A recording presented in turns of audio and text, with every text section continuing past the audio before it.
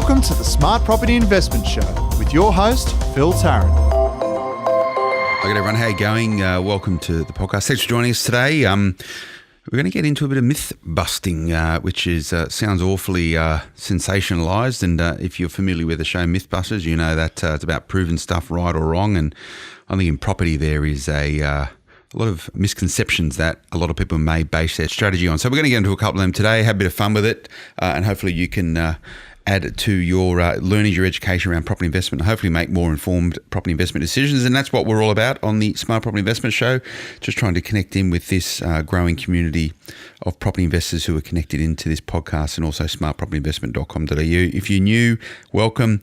Go and check it out, smartpropertyinvestment.com.au. Anything you ever need to know around property investment, you could probably find it in there. But it's not my advice, not my recommendations. I'm in a fortunate position where I can bring in people right from across Australia, from a whole bunch of different walks of life, whether they're investors or people that work within property. And I just try and get them in and talk about their storytelling. My guest today, Simon Pressley, he is the head of research from Propertyology. It's a buyer's agency, buyer's advocacy research organisation. He could probably explain a lot better than I can. He's been on the podcast before. Simon, how are you going? Very well. I love these podcasts. Always a good opportunity to talk property. Do you tell all your clients about them and to listen to them and be better informed and educated? No, you can never have too much education, can you? So, absolutely. Can you ask them to put some reviews on iTunes for me around Sure. And we do appreciate them. You go and do it wherever you listen to it right now. Just type reviews. 5 stars are good, but just some feedback, because although you might hear my voice talking all the time, there's a big team behind the scenes here who do all the heavy lifting with this, and they do appreciate the feedback. But Simon, last time we got together, I think on the podcast was about the 25th of March, so you can go and check it out. We spoke about the many positives of property investment, and that was recorded obviously before the election. That is now a couple of weeks ago. But before we get on the myth busting, we should really have a quick chat about it, because I know you were pretty vocal running up to the election and supportive of what would be the Liberal coalition government, and mainly around some of the policies which were going to be implemented by potential short and Labor government. Pretty happy come the other Saturday after the announcements were handed down and the coalition sort of elected into power? Relieved is probably the word to best describe how I felt. I'm not a fan of either side of government, to tell you the truth, but one side had a very strong group of policies that were totally against my values. My values is work hard and plan for your future and be responsible with your money and don't expect age pensions to fund your lifestyle down the track. So, whether someone's got a red tie or a blue tie on, if you have the opposite values to that, you're not going to get my support. So this is just creating the best environment possible for Australians just to keep driving ahead and doing what we've been doing for the last couple of 100 years, right? Doing what Aussies do well, holding on for the ride and driving ahead and forward. And, I agree with you in terms of we need to create the most favourable environment for the economy and Australians to shine. And I think the environment we're in right now, with a lot of certainty around what at least the government's going to look like for 3 years, because Morrison can't get thrown out because they've changed the rules. You're not going to get a shift of a Prime Minister in there. What do you think it means for property investors, this new environment? I think it's a wonderful thing for sentiment, and sentiment has an influence on so many things in society, including property. It has a big influence. There's not too many people, because when we buy a property, whether it's a family home or an investment property, we're also buying debt.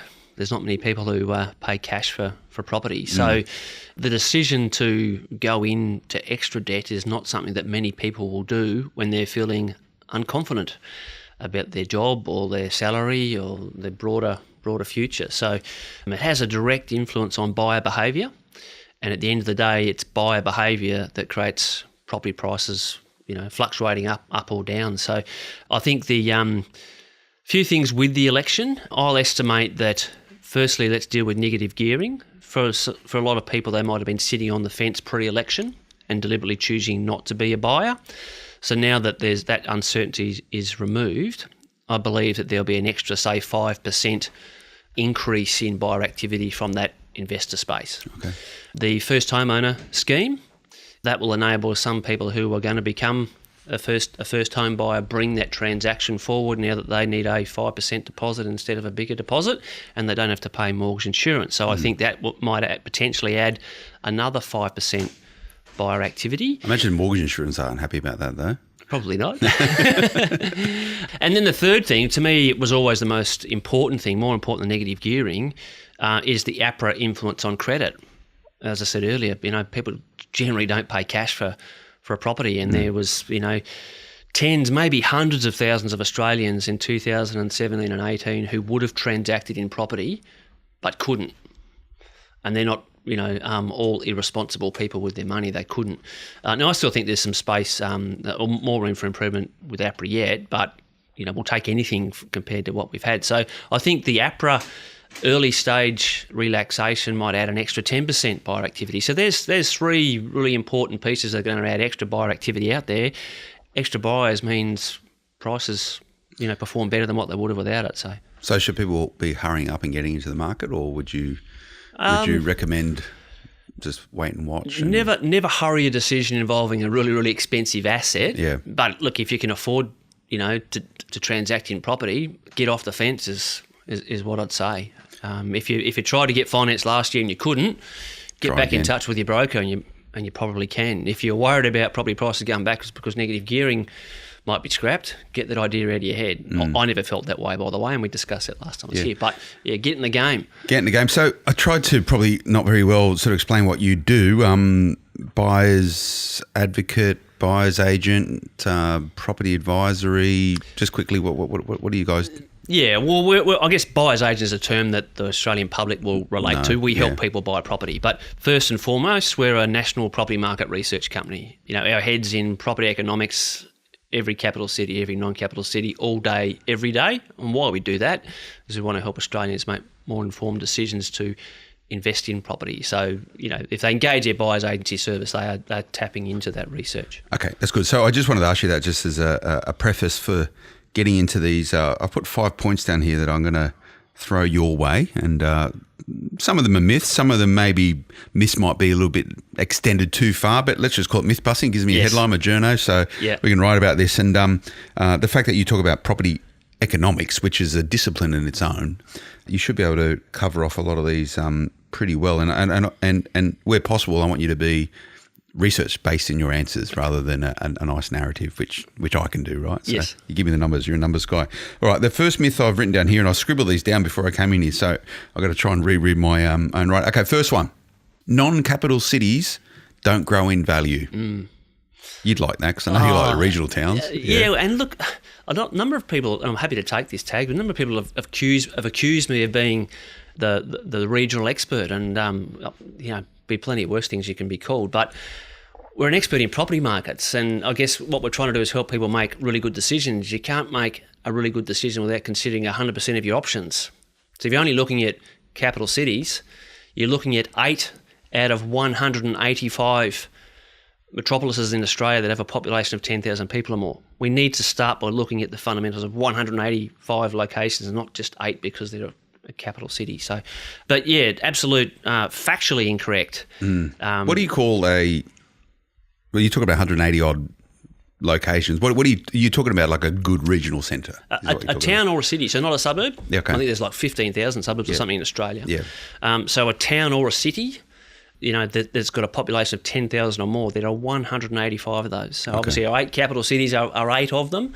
But there's a whole bunch of locations that have a median house price that are a lot more expensive than the capital cities. For example, Australia's third biggest city is Brisbane, my hometown, but it's ranked 27th in terms of its median house price. So there's a whole bunch of non-capital city locations where the median house price is more expensive. And I'll just use Brisbane as an example. But here's some stats. You asked me for some numbers. Yeah, give me some stats. So of our 8 capital cities over the last 20 years, long period of time, it's been three growth cycles there.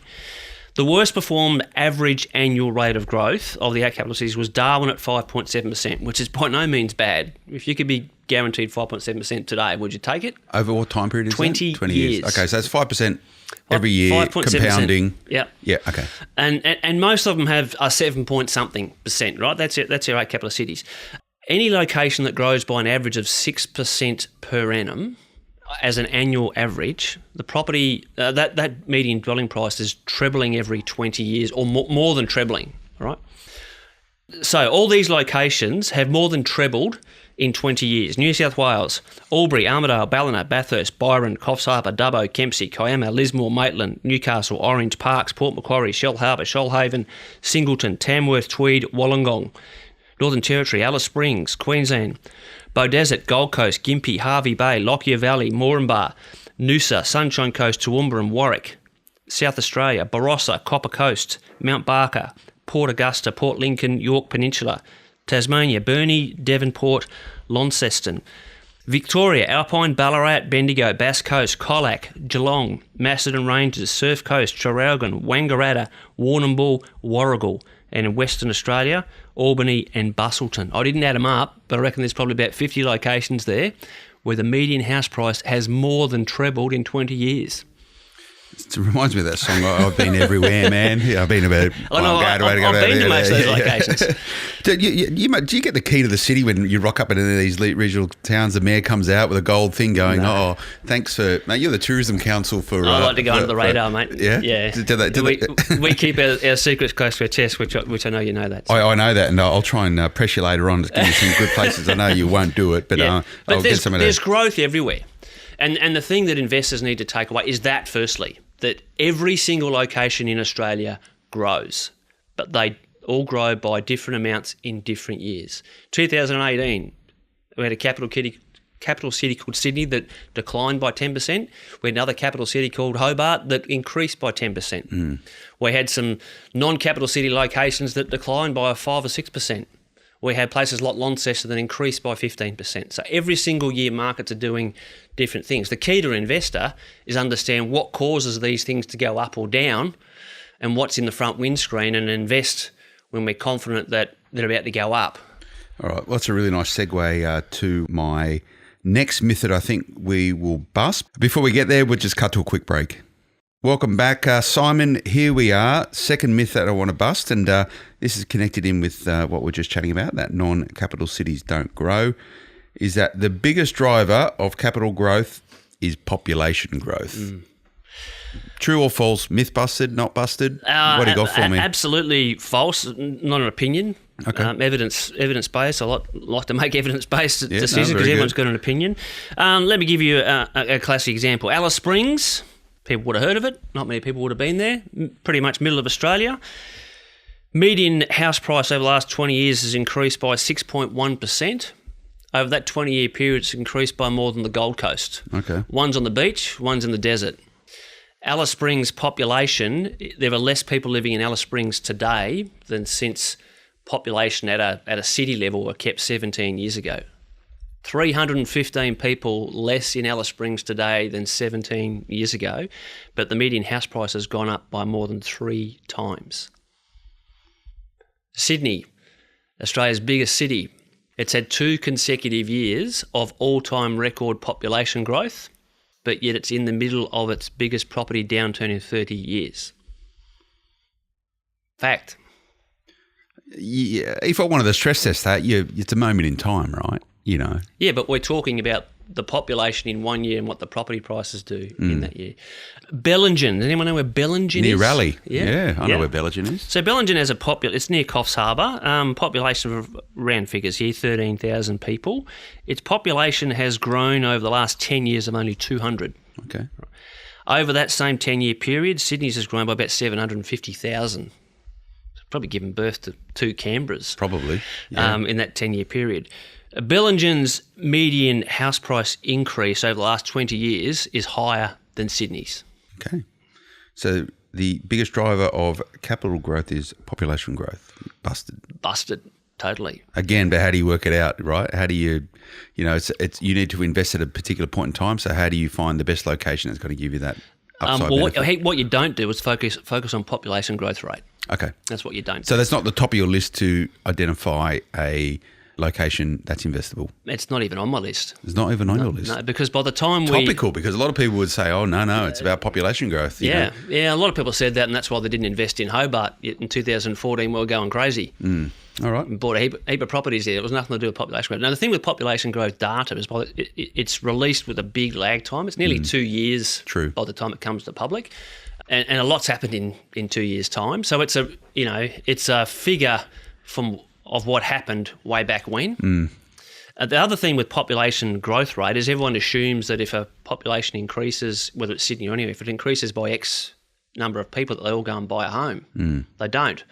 They need somewhere to live. Some will buy a home, some won't. Right. But I'd suggest that with Sydney, for example, last year Sydney's population grew by 93,000 people, big number. Yeah. 77,000 of those come from overseas. Big chunk of people. Yeah. When you're relocating, You're not buying straight away, eh? no, if you're relocating from city to city within a country, there's a lot of things you've got to consider. If you go to a completely brand new country, I'd suggest the first thing it is, yes, got to get a roof over my head. But have they got $1 million to buy a basic house in Sydney? Probably not, because they certainly won't get a loan. Yeah. Banks won't touch them. They'll be focused on getting a job. I'd suggest first, let's get an income. Yeah. Let's establish some connections. Let's work out which part of town we want to live in. Let's meet some friends. Progressively over time, some might buy property, some won't. 27,000 people left Sydney last year. So the thing with it, as I said earlier, buyer behaviour is what causes property prices to grow. And within a community, 99.9% of the buyers are those who are already living there.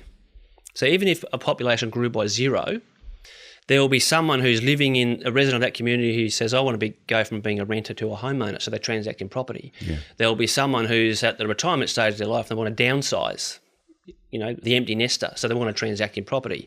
There'll be someone else whose family's growing, so they need a bigger property, so they'll transact in property. There'll be someone who wants to get their hands dirty and renovate, they'll transact in property. And there'll be someone who wants to invest. So without population growth, you still get 99% of buyer activity is in with who's already there. So before we get into our next myth, where do these myths come from? Like, why is this part of the lexicon in property investment, or part of the perceived standard of this is the way it is? Because they go, property doubles every 7 to 12 years, or some of the other myths we get to, or the biggest driver of capital growth is popular growth. Is that because someone said it once and everyone goes, that sounds all right, we should all say it? I think some of them are like that. Yeah. Yes, there's not that many people. I guess if something's said a lot, especially if in amongst that there's some intelligent people that we respect opinions, then we just adopt things as gospel, not just in property, in life in general. Yeah. So you need I've been described as a contrarian. You need the contrarians of the world that actually go, hang on a minute, that probably makes sense, but I need to be convinced of that, and we go seeking for evidence. I think the other reason is Phil property is so emotive. A family home is an emotional decision, and so it should be. Yeah. We need to be happy, but a lot of things about property are emotive driven, and then you add that to the gospel, and we've moved right away from evidence-based, pragmatic, factual decisions, which is what investing is about, removing all the emotion. Okay. Next myth, Simon.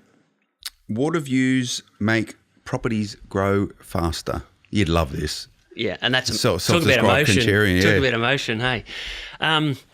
What is a property? It's a bit of dirt with some brick, with some steel, with some timber, the roof over the top, and what's inside of it is where we live and keep nice and warm and dry. We can't stand at the front on the footpath with a hose and water it and watch the bloody thing grow. It doesn't work. It's not an organism. What makes a property, or has the biggest influence on property prices, up or down, is economic conditions, which leads to job creation, wage growth, confidence within a community, all those things. There would have been a point in time back, first settler days, when we had this big empty land and we could build a house wherever we want. Would have made sense to let's build the church on the hill, or let's build the house on the river. But we're more than 200 years old now, so those properties that are have the water view. Or the Gold Coast of the world, the water's always been there. If water made it grow, the Gold Coast would boom every year, or any coastal location would boom every year, wouldn't it? It doesn't. It just makes things expensive. Fair enough. Fourth myth, and similar to the population growth one. So the water views one, busted, doesn't matter.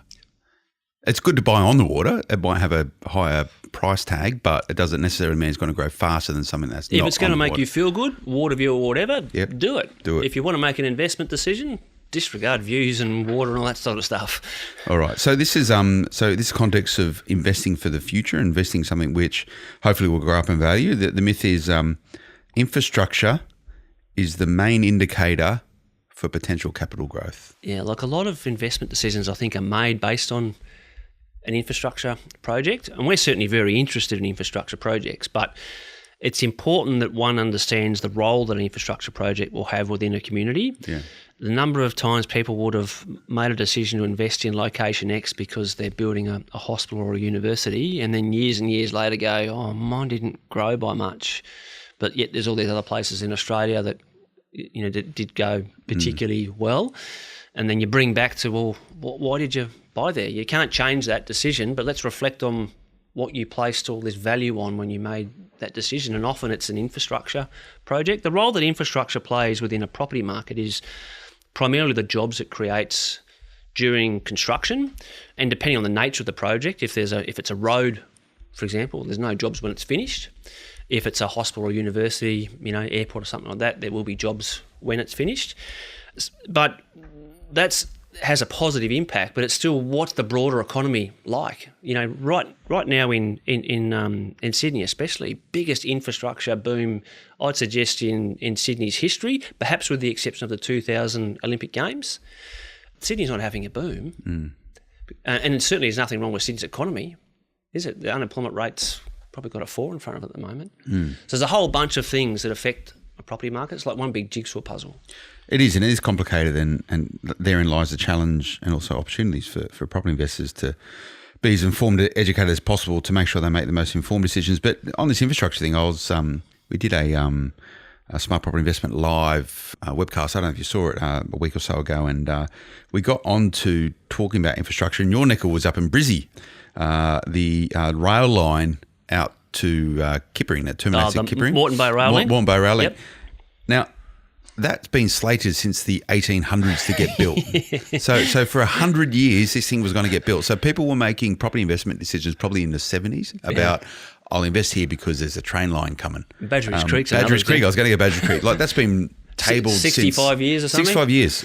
So people making property investment decisions 20, 30, 40 years ago thinking, oh yeah, this is going to be a good one, right? And you know what? If you bought a big block of land out there back then, I'm sure you've done all right? Yep. But for the immediacy of planning where you invest in property, how you invest in property, thinking that planned infrastructure versus realised infrastructure, a lot of things can happen in the middle to stop that happening. Funding, government changes. I think about they've slated like a tube out through the back of Balmain, for example. It comes on, some government comes in and says, we're doing it, everyone buys property, and they go, no, not going to happen anymore. So it's a real tough one, right? Yeah. But even if that project went ahead on its own, that's not going to have a big influence on a property market up or down. It's one piece of a massive puzzle that we need to factor into that very important decision. So there's two puzzles we've spoken about. One is population growth, and it is part of the story. It's not the whole story. Yeah. There is infrastructure, planned infrastructure, which is part of the story. It's not the whole story. And maybe I'll get to it at the end of this particular podcast about how you prioritise the order of stuff for that. And I think that's a really good point. But before we go to so infrastructure is the main indicator for capital growth. Myth busted. Mm-hmm. Myth busted. Before we get to our fifth myth, just going to quickly cut to another break. All right, Simon, this is our last myth. I think we're doing a pretty good job here. Welcome back, everyone. Smart Property Investment Show. Remember to check out smartpropertyinvestment.com.au. We're going to go cover all these myths in a little bit more detail, and hopefully we can get Simon to give us some more stats and data around it. I know he is very data-driven, so he's always happy to share them. So you can do that for us. Is that all right, Simon? Absolutely. Very good. All right, nice one. All right, fifth myth. And I'm sure everyone's sort of fallen into this trap at some point in time when they're investing in property. And I don't know who is responsible for this particular myth, and I'm not here to lay blame, but only buy properties you would be happy living in as an owner-occupier. So as an investor, you want to live in a property if you're going to invest in it. Myth, busted? Yeah, I guess we just keep coming back to emotion, don't we? We said earlier. It is important, your own emotions for where you live. But no two human beings have exactly the same emotions. We're not robots. We're all completely different people.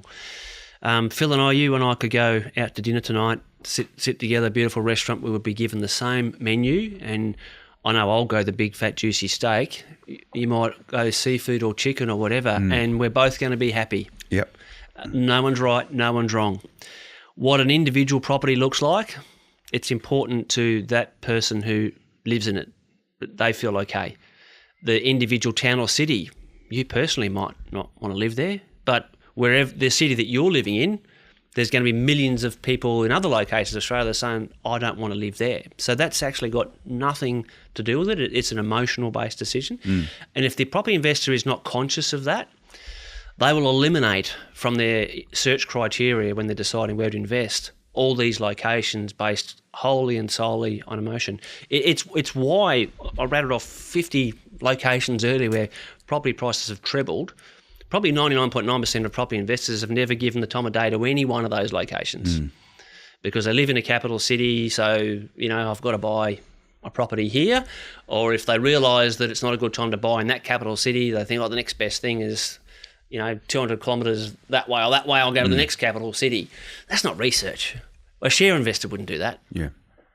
So, whether you would live there or not it's irrelevant. Not the objective. Yeah, okay. Because a lot of people go, I need to buy a property where I grew up because I know the area really well and therefore it's a really smart investment. That's where a lot of people go wrong. Yeah, and the cues I listen for, whether it's an individual, DIY investor or unfortunately even some property experts, is when they're using language like, we want to help you buy a quality property in a quality area. That the word quality there is a key sign that this is an emotional thought process. That's important if you're buying the family home. Yeah. If this is a financial decision, quality is about information. Yeah. Focus on the information and fundamentals and not on the product. The property is the product. It's quality in one capital city is very different to quality in another capital city. To get into the city market, it's dropped a bit now. Well, what's the average price? About $850, thereabouts for a house.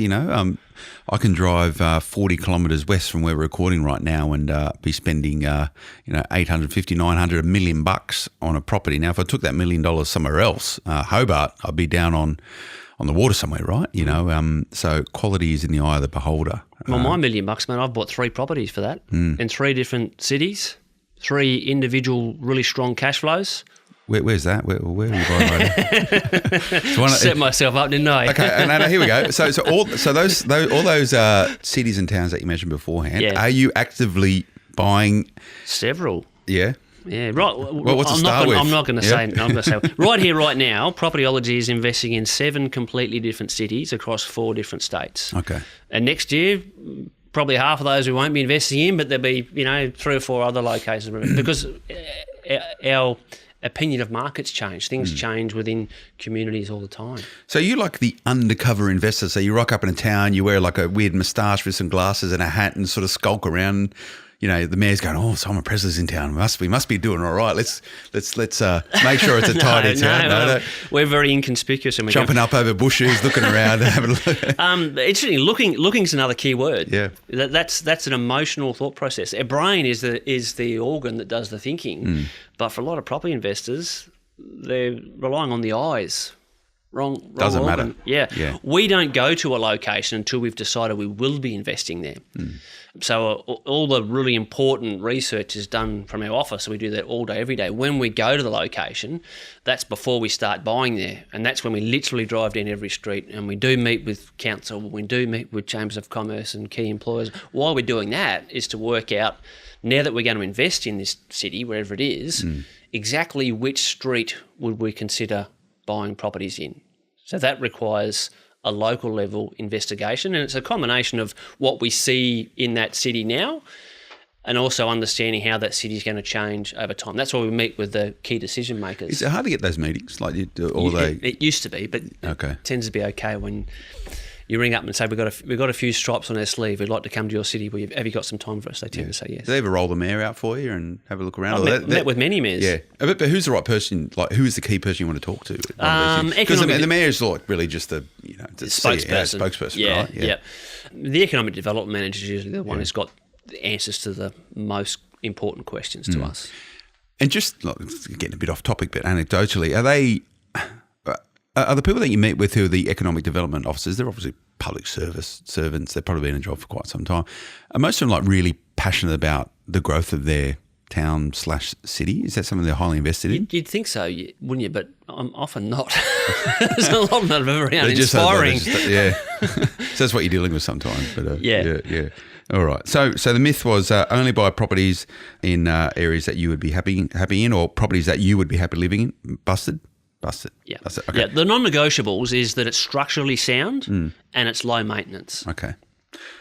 All right. So you've probably got a lot of people listening to this, and there's a lot of people listening to this now. They're sitting there going, oh, okay, well, these are all the things I was using as my blueprint for investing, and you've just wrecked it for them. Sorry. You've just wrecked it, and I'm going to hold you personally responsible for that. Probably sitting with their heads in their hands going, what have I done? Or probably questioning their decisions they've made. So let's help them out. Let's give them a hand.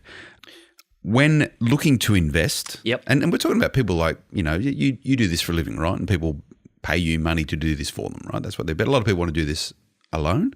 And we're fortunate in this particular sector is that what I found from buyers agents is that they're more than happy to share the secret sauce, right? Because it is hard.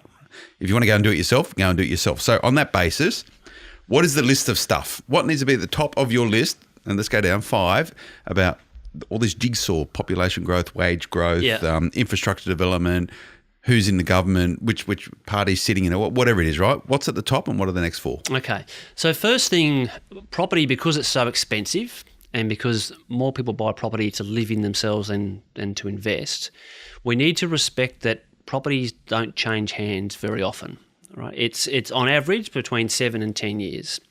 What causes property prices to grow, I mentioned this a few times deliberately, is buyer behaviour, and when it happens en masse, when you've got a lot more than average buyer activity within a chosen few years, that's when you get the price growth. So growth cycles is step number 1 for picking a location. Okay.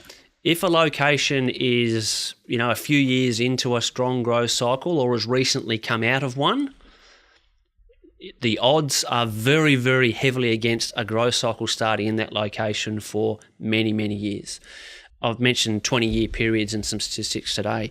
Over that 20-year period, Sydney has had 2 really strong growth cycles, a few years just after the Sydney 2000 Olympic Games and the one that's just recently finished. And there was a solitary year in the middle there, 2010, which was the stimulus package coming out of the GFC that pretty much every market in Go buy Australia TV, benefits from, yeah. right? So 20 years, Sydney's had 2 growth cycles. And there's a few locations in Australia that might have had 3 over that 20-year periods. So they don't come around very often. If you've invested in a location that's just recently had one, the odds are you're going to be waiting a long, long time before it starts, and you'll just be frustrated. The other thing is a growth cycle tends to only last 2 and up to 4 years. Right? Sydney and Melbourne went a couple of months over 4 years. Again, because we don't buy property very often. Once we've bought that family home, for example, which is 70% of the buyer population, the average person is going to be happy there and not moving for 7 to 10 years. Okay. So if a market's grown strong for a long period of time, it's probably only got a year or 2 left. Now, growth cycles don't necessarily end by going in decline. That we know that that's happening in our big cities now, but they don't always do that. But it could do that. So if you've bought in, so when Sydney's cycle ended in July 2017, we're now, because of those declines, we're now back to prices in Sydney at 2015 level. I think Sydney will probably level out at some stage in 2020, and we'll be back. So in 2020, we were back to prices at the start of 2015. Now, for those who bought in 2012, 13, they're still well ahead, all right? But those who bought in 2015, 16, 17, they're way behind. Yeah. And they could be waiting 7, 8 years before the next cycle starts. So cycles is number 1. You'll eliminate a lot of locations because of that. Just because a location hasn't grown for a long time doesn't mean it will grow next year. My home city is a classic example. Brisbane hasn't seen a growth cycle since 2007. So it's ready. It's time. The fundamentals have been ripe for a long period of time. Yeah.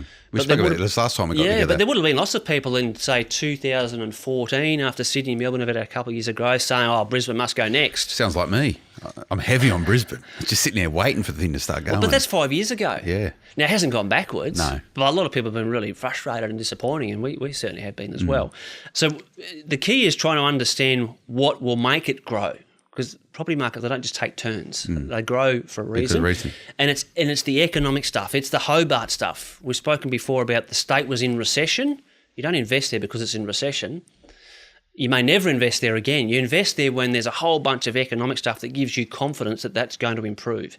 It's the improved economic conditions in 2012 and 13 that caused Sydney and Melbourne to start their growth. And maybe I've got because I said what are the order? What's the top down 3 to 5? But I think everything else is interconnected just with the growth cycle. So it's all about growth cycles. So, the nature of any particular state, the state economies, the state finances at any point in time changes growth cycles.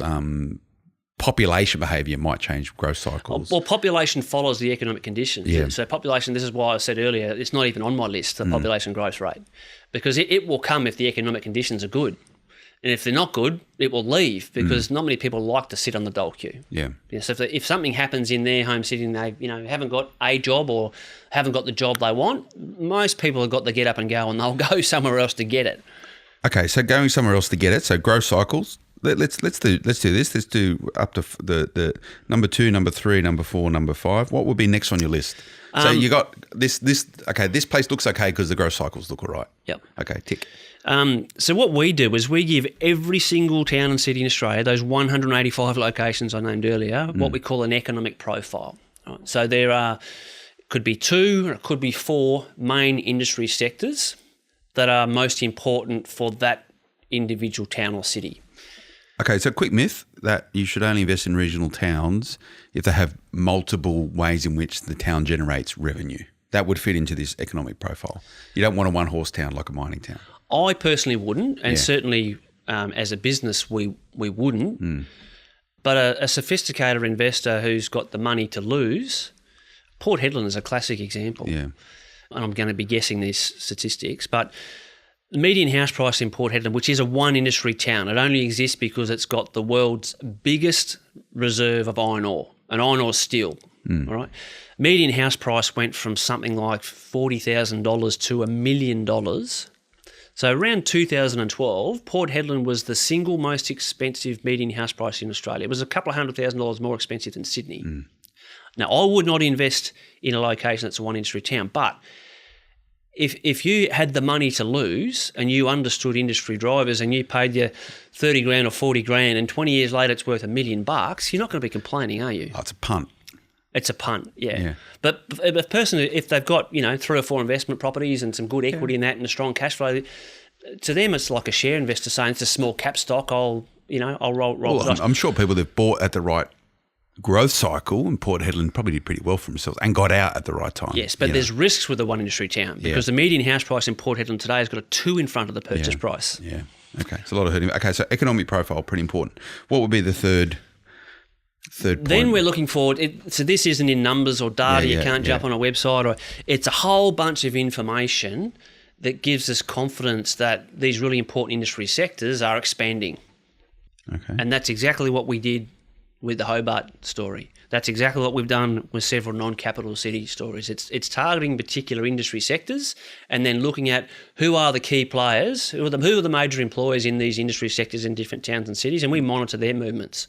And we look for evidence that they're expanding, they're building a factory or they're growing their workforce or whatever. If that's happening multiple times with different businesses, it gives you enormous confidence that demand for housing is going to grow, but also the general economy.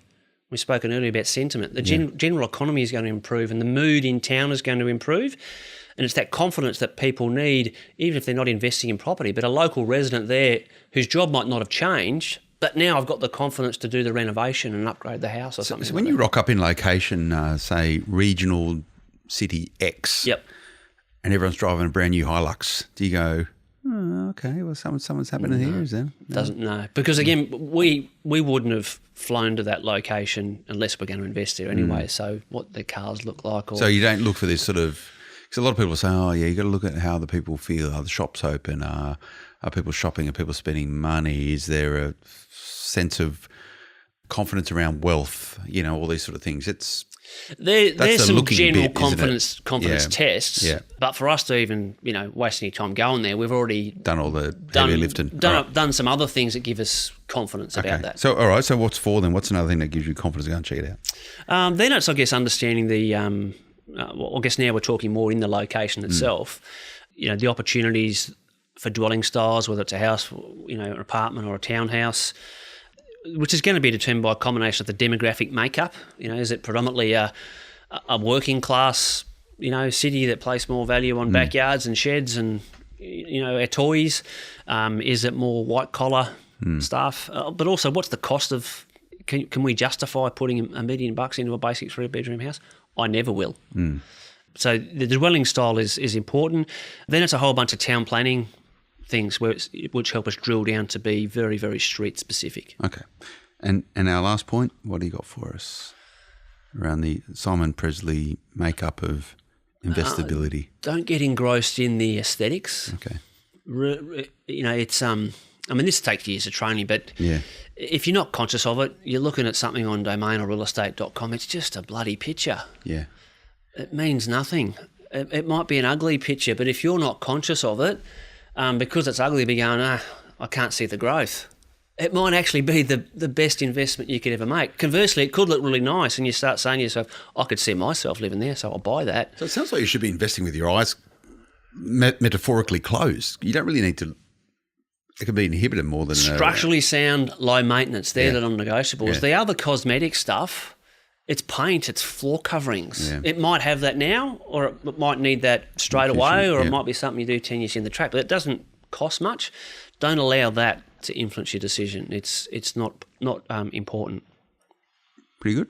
Thanks for sharing all that, mate. It's a lot to take in, isn't it? It is. And you haven't given us one location yet. No. Just some really vague, we're investing in seven different locations with 3 different. No, but what I will say is... Are all those states on the left-hand side of Australia or the right-hand side of Australia? They're on the... Get my head around the right way. All on the East Coast. All on the right-hand side. Although that said, it's been a long time in WA, their good years are ahead. So there's a number of locations we're not investing there now, but keeping your eye on them. There's always probably 20 or so locations that are heavily under our radar. If I went to your office, there's got a big map of Australia with big pins on it, which... yes, it has. Have you seen it?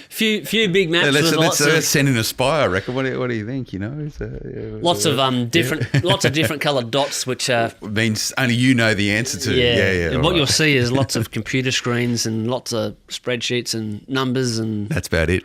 All right. I'll have to come and see you guys at some point. You know what?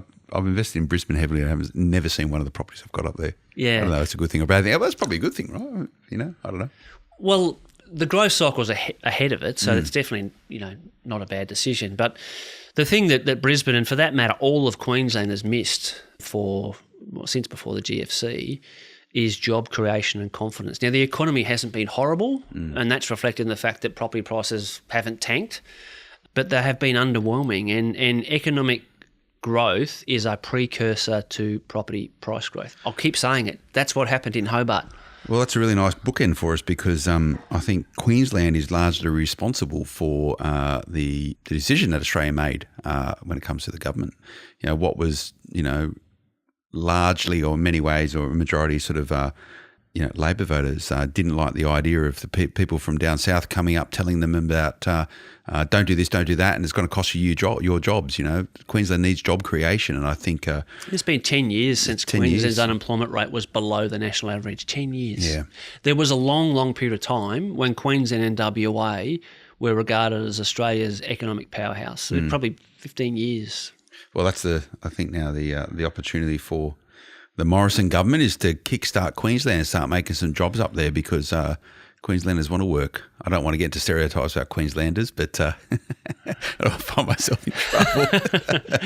We're coming up a good footy season anyway, so that'll be interesting. But Simon, thanks for coming in, mate. I do enjoy it. Thanks for sharing these insights. It's really detailed and we've covered a lot of different concepts there. So if you're new to the Smart Property Investment Show, this is what we do, and often we sort of dig down into some more complicated or sophisticated strategies or terms around property investment. So if you don't know what we're talking about, you can find out. Check out smartpropertyinvestment.com.au. We cover all this stuff. But if you want any questions for myself or even Simon, happy to flick it on to him. You can email the team here, editor@smartpropertyinvestment.com.au, and we'll get Simon to give us some stats and what we spoke about. He'll share them and maybe write us an article or something around it as well. So look out for that. Remember to check out smartpropertyinvestment.com.au. If you're not yet subscribing to our daily morning newsletter, so the first to know what's happening in property investment right across Australia, smartpropertyinvestment.com.au/subscribe. If you like these podcasts, remember to press that subscribe button wherever you listen to it, so you get every new episode as it comes down the line. Simon's promised that he's a lot of his clients are going to give me some nice reviews around this. You in particular, you've never reviewed this podcast, have you? I think I've contributed some great content Oh, and helped with maybe. your ratings, haven't I? Slightly. It's a win-win, mate. We're desperate for guests. That's why we give you a call. But, no, thanks for coming in. I do appreciate it. I do enjoy it. Nice one. We'll see you again next time. Until then, bye-bye. The information featured in this podcast is general in nature and does not take into consideration your financial situation or individual needs and should not be relied upon. Before making any investment, insurance, tax, property or financial planning decision, you should consult a licensed professional who can advise whether your decision is appropriate for you. Guests appearing on this podcast may have a commercial relationship with the companies mentioned.